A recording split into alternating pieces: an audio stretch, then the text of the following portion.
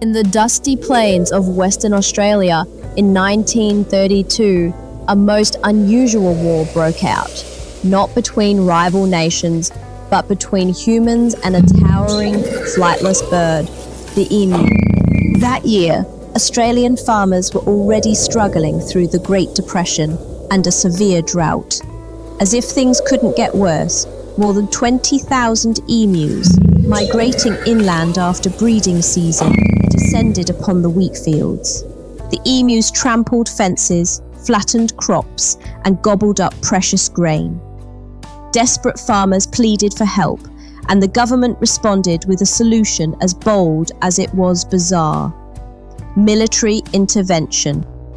Under the command of Major G.P.W. Meredith, a detachment of soldiers from the Royal Australian Artillery was dispatched, armed with 2 Lewis machine guns and 10,000 rounds of ammunition.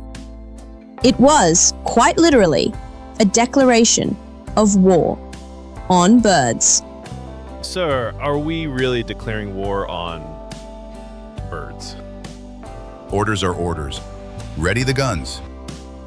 On November 2nd, 1932, the soldiers set up their guns and opened fire on a cluster of emus.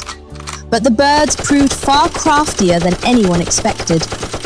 They scattered into small groups, sprinting in all directions with their powerful legs, sometimes reaching speeds up to 50 kilometers per hour. The gunners managed to hit only a handful before the rest vanished into the scrub.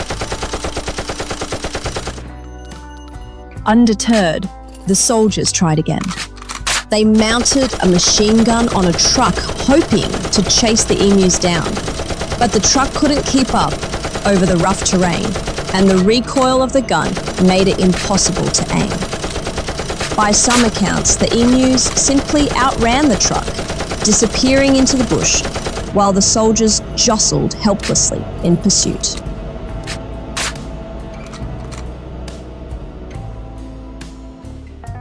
Over several weeks, the military fired thousands of rounds and claimed around 900 confirmed kills.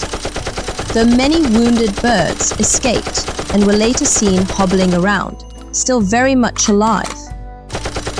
Meanwhile, the emus seemed to adapt their tactics, sending scouts to watch for soldiers and alert the flocks.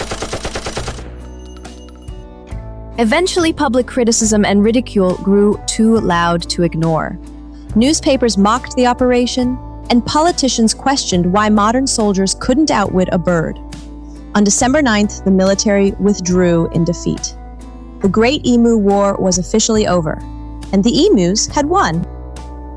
In the aftermath, the government offered bounties instead, encouraging hunters and farmers to shoot the birds on their own. But the legend of Australia's war against emus has never faded.